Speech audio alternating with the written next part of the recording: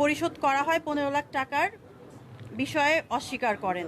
যদিও তিনি 15 লাখ টাকা ক্যাশ বুঝে নিয়ে চাবি হস্তান্তর করেন। অন্যদিকে শাহিনা ও জাওয়াদের নির্দেশে ভবনের দায়িত্বে থাকা কর্মচারী জয়, সাকিব, হারুন ও তাদের সহযোগীরা বারবার আমাদের রেস্টুরেন্টের বিদ্যুৎ লাইন বন্ধ করে দিয়ে আমাদেরকে হয়রানি শুরু করেন।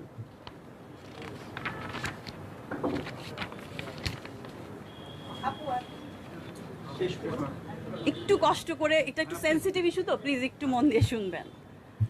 এর মধ্যে গিয়াসউদ্দিন আল মামুনের ব্যবসা প্রতিষ্ঠান ওয়ান গ্রুপ থেকে বারবার সন্ত্রাসী ও লাঠিয়াল বাহিনী নিয়ে রেস্টুরেন্টে এসে ভয়ভীতি দেখাতে থাকে।